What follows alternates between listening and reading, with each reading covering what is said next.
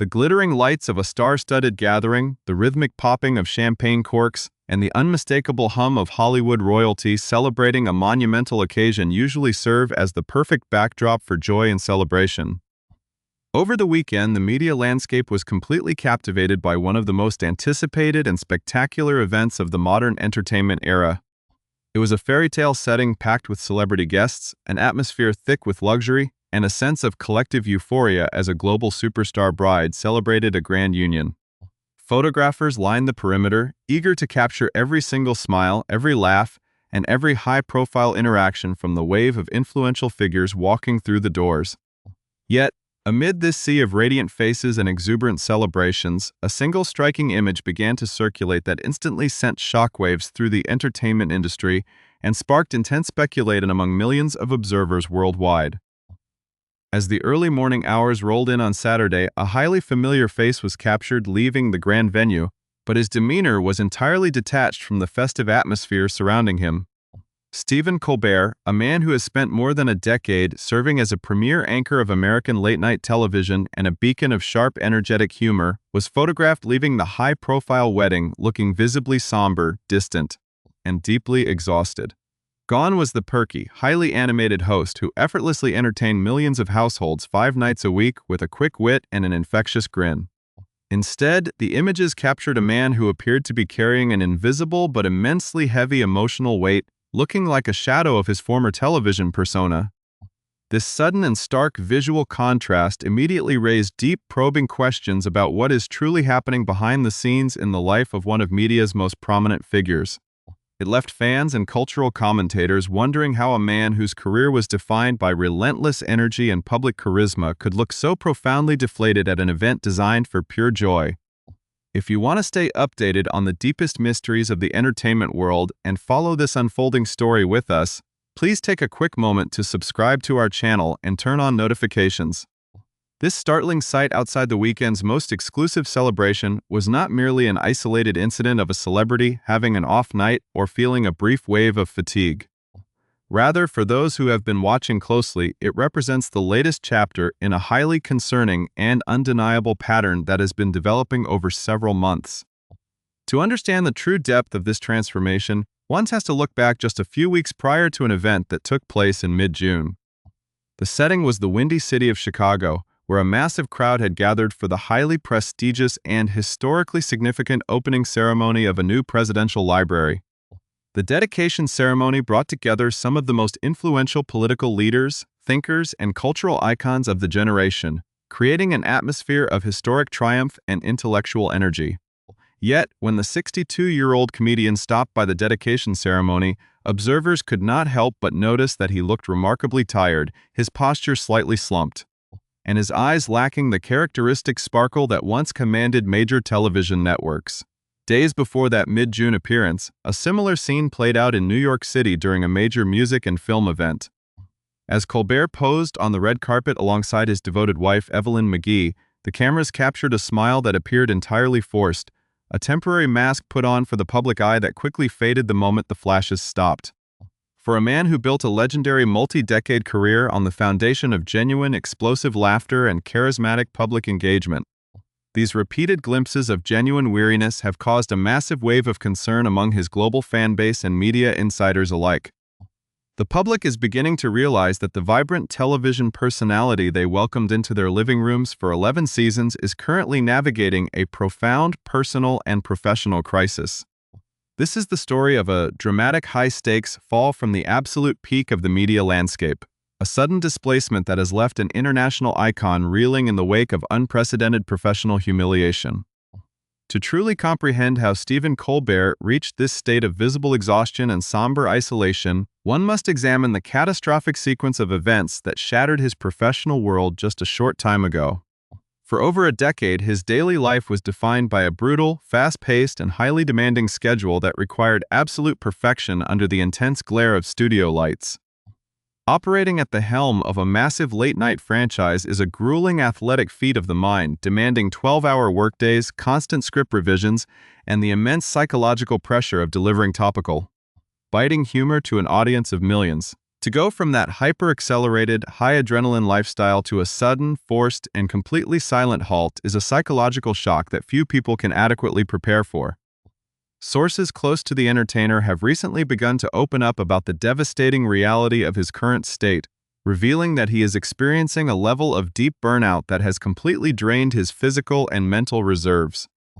The sudden absence of the daily roar of the studio audience and the intense pressure of the writer's room has left a massive, echoing void. According to those within his immediate circle, the comedian is currently trying to navigate a slower lifestyle, attempting to come down from the overwhelming, crushing pressure that defined his existence for 11 years. The transition has not been a peaceful retirement or a welcome vacation, but rather a difficult and painful decompression process from a career that quite literally demanded his entire being. He worked his heart out for years, dedicating his life to maintaining the legacy of a legendary television franchise, only to find himself abruptly cast aside in a manner that played out on an international stage for the entire world to see. The contrast between his past life and his current reality is nothing short of jarring, as the immense chaotic noise of primetime television has been replaced by an overwhelming, heavy quiet.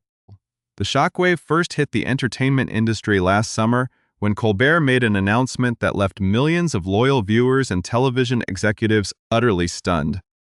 He revealed that the network would not be renewing his contract, a decision that did not just mean the end of his personal tenure, but signaled the total termination of an entire late-night franchise after a historic 44 years on the airwaves. Since taking the reins in September of 2015, Colbert had not just hosted a show. He had become a central pillar of late-night culture, shaping public discourse and providing a nightly ritual for viewers across the nation. The sudden, definitive erasure of this television institution sent shockwaves through Hollywood, leaving fans scrambling for answers as to why a seemingly successful program would be dismantled so ruthlessly. The network quickly moved to manage the public relations fallout, firmly asserting to the media and the public that the cancellation was purely a financial decision driven by shifting industry demographics and budgetary constraints. However, beneath the sterile corporate explanations lied a far more complex, dramatic, and politically charged narrative that suggested a bitter behind-the-scenes war. The timing of the cancellation was incredibly suspicious, occurring just days after the late-night host had used his powerful platform to deliver a blistering, uncompromising critique of a massive legal settlement involving the network's parent company.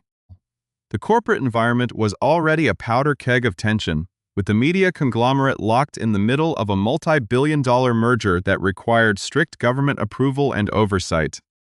By publicly challenging the corporate hierarchy and calling out what he perceived as systemic corruption, Colbert had inadvertently stepped into a high-stakes minefield where corporate survival and political influence collided. The fallout from this defiance would not only cost him his beloved show, but would set the stage for an unprecedented, deeply personal public rivalry that would ultimately push the veteran entertainer to his absolute limits, setting up a dramatic mystery that we will explore as this narrative continues to unfold. The abrupt and brutal termination of a historic late-night franchise did not merely represent a corporate restructuring or a shift in television programming schedules, it served as the opening salvo in a fierce, unprecedented public war of words that would play out under the judgmental gaze of an international audience. When the final episode of the legendary broadcast finally aired on May 21st, the atmosphere was not one of peaceful farewells or nostalgic retrospectives. Instead, the departure was marked by an extraordinary display of political theater and public triumphalism from the highest echelons of power. A prominent national leader, who had spent years serving as the primary target of the comedian's sharpest and most relentless nighttime monologues, took to the public stage to celebrate the final curtain call with unbridled glee. In a series of highly charged public statements, this powerful figure declared that the country should offer a collective sigh of relief, loudly proclaiming that the media landscape was finally rid of a performer he deemed entirely devoid of talent, ratings, or a meaningful life outside his television studio. This was not a standard political disagreement. It was a deeply personal, raw, and highly coordinated effort to completely dismantle the professional reputation of a man who had dominated primetime television for over a decade. The sheer scale of this public humiliation reached its absolute zenith on the very day the program bowed out forever, when an official administrative communications channel shared a highly controversial, artificial intelligence-generated video depicting the host being tossed callously into a dumpster, accompanied by a cold, dismissive farewell caption. This digital mockery underscored the profound bitterness of a rivalry that had been brewing behind the scenes for years, transforming a standard Hollywood exit into a geopolitical event that left the veteran entertainer deeply scarred, isolated, and forced to retreat from the world he had once commanded. To fully understand how this relationship deteriorated into such a toxic and destructive public feud, one has to examine the timeline of a conflict that began to escalate dramatically back in 2015. When the initial rumors of the show's impending cancellation first began to solidify into a harsh reality. The moment the network's decision became public knowledge, his fiercest critics moved in to capitalize on the moment, publicly celebrating the termination as a justified punishment for a host whose creative output had supposedly fallen far behind the standards of the industry. Rather than retreating into silence during those initial skirmishes, the host chose to use his remaining airtime to strike back with immense ferocity, delivering direct, unvarnished profanities to his powerful detractors live on national television,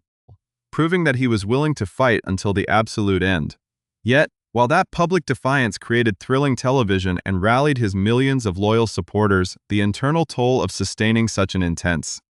high-stakes conflict on a nightly basis was quietly destroying his physical and emotional well-being from the inside out. The constant state of legal, political, and corporate warfare required a monumental amount of psychological stamina, and as the months dragged on toward the final broadcast, the sheer exhaustion began to accumulate in ways that could no longer be hidden by the professional makeup and clever editing of a nightly broadcast. The sudden, absolute silence that followed the final episode was a jarring, almost violent transition for a man whose internal rhythm had been dictated by the relentless ticking of a broadcast clock for 11 consecutive seasons. Today, the vibrant, quick-witted cultural commentator, who once shaped national conversations on a nightly basis, has completely vanished from the public eye, seeking refuge and a sense of basic human comfort far away from the chaotic media capitals of New York and Los Angeles. He has retreated to the quiet, affluent suburbs of New Jersey, nesting within a peaceful community that stands in stark, beautiful contrast to the cutthroat world of national television network executives and political battlefields. In this quiet haven, surrounded by historic architecture, winding walking paths, and expansive green parks, he is attempting to piece together a fragmented personal life alongside his devoted wife, Evelyn, and their 3 adult children, Madeline, Peter, and John. The daily routine that once consisted of high-powered executive meetings, celebrity interviews, and intense script evaluations has been replaced by the quiet, mundane rhythms of suburban normalcy, such as attending local church services, visiting quiet neighborhood coffee shops, and wandering through local grocery stores where he is known not as a primetime television commodity, but simply as a neighbor. Those close to the family note that his wife has served as an absolute rock during this dark transitional period, providing a steady foundation of unconditional support as he grapples with the profound identity crisis that inevitably follows the sudden loss of a life-defining career. The heavy silence of his current existence is a double-edged sword. While it offers a desperate, necessary haven for physical recovery from a state of total, bone-deep burnout, it also forces him to confront the immense, lingering pain of a public dismissal that many insiders describe as an international humiliation. The psychological decompression from working 12-hour days under intense creative and corporate scrutiny to having absolutely nothing on the calendar is a dizzying experience that has left the veteran performer struggling with profound, persistent fatigue in the quiet moments of his suburban exile. The echoing absence of the studio audience's applause serves as a constant reminder of how quickly the tides of corporate favor and political power can turn against even the most successful figures in the industry. Amid this overwhelming quiet and the complex web of emotions that accompany such a sudden fall from grace, a lifeline has emerged from a deeply understanding and highly experienced source within the entertainment industry. A legendary figure of late-night television history, a man who famously navigated his own turbulent, highly publicized departure from the network spotlight decades earlier, has stepped forward to serve as a vital guide, mentor,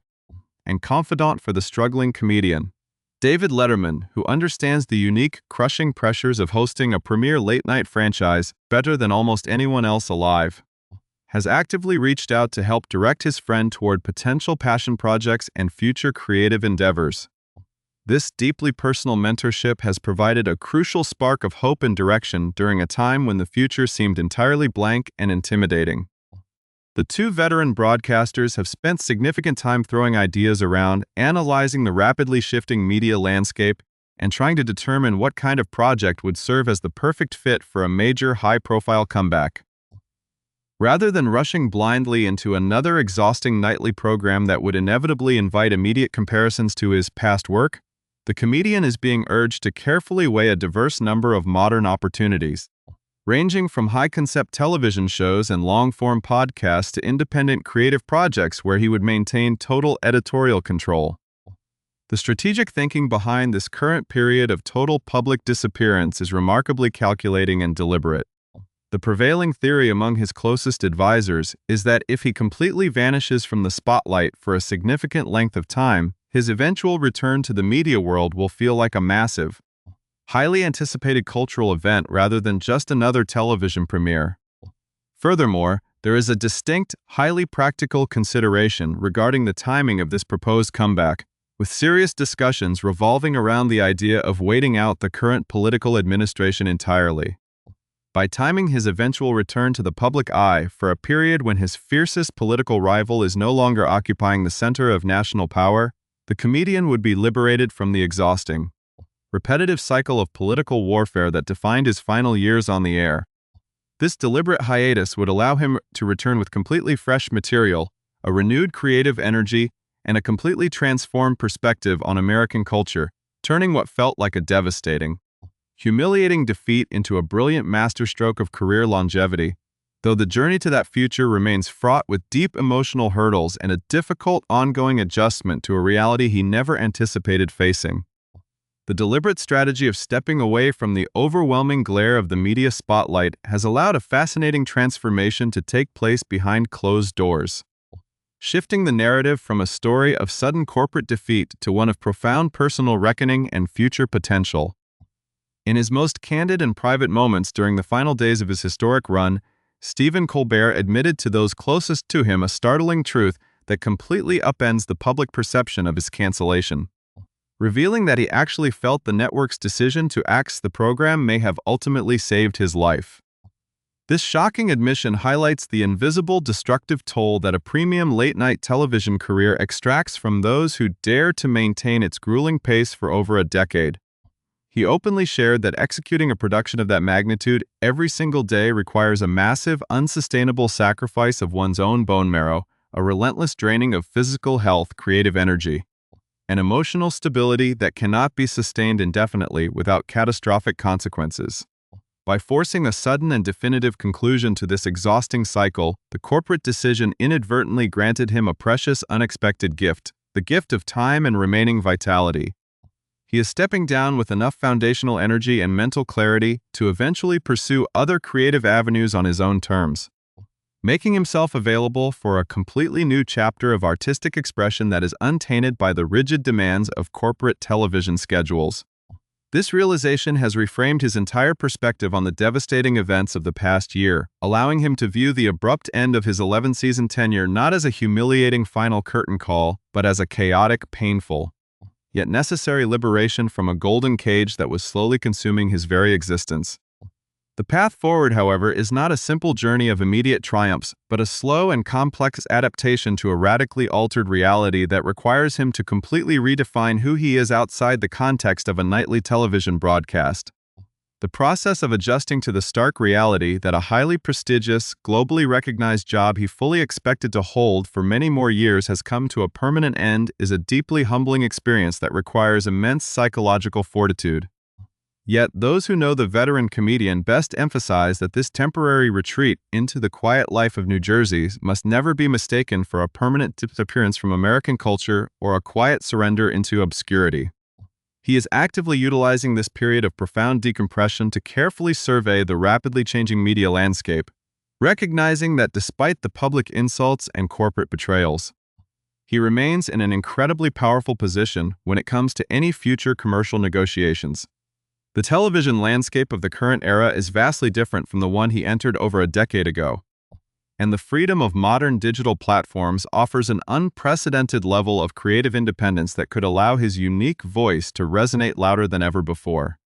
As he weighs these numerous high-profile opportunities alongside his trusted mentors and family, the overarching narrative of his journey serves as a powerful testament to the volatile, unpredictable nature of fame, power,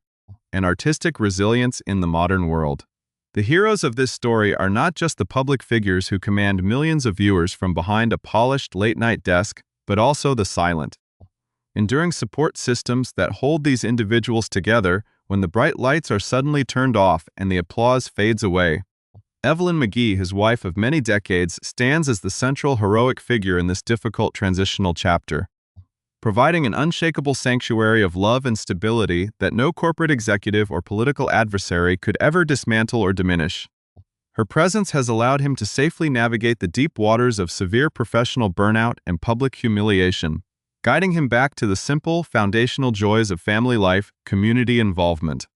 and local philanthropy in their beloved hometown. At the same time, the steadfast friendship and strategic guidance of industry legends like David Letterman demonstrate the profound importance of professional brotherhood, showing how shared experiences of network warfare can forge unbreakable bonds that help rescue a fellow artist from the brink of total exhaustion and creative despair. The journey from the absolute peak of mainstream media dominance to a quiet, reflective suburban exile is a narrative that carries deep meaning for anyone who has ever faced a sudden, life-altering setback or found themselves discarded by institutions they served with total devotion. It is a stark reminder that true human value and artistic integrity are never defined by corporate contracts, primetime ratings, or the temporary favor of political administrations, but rather by the resilience of the human spirit and the strength of the connections we build away from the public gaze.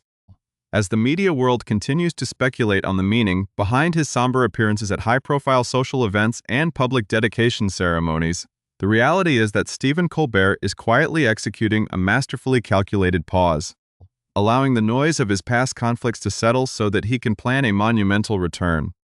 The deliberate choice to wait for a completely fresh political and cultural era ensures that whenever he decides to step back into the spotlight, his return will not merely be another standard television premiere,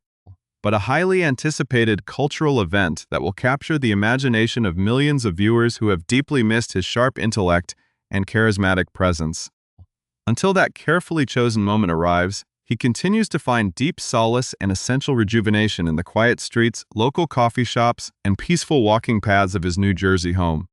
coming down completely from the crushing pressure of a late-night legacy while quietly preparing his next major move. The story of his sudden displacement is far from over. It is simply undergoing a necessary, highly dramatic intermission, setting the stage for an extraordinary final act that will undoubtedly prove that even the most devastating professional falls can serve as the ultimate catalyst for a brilliant, unprecedented creative rebirth.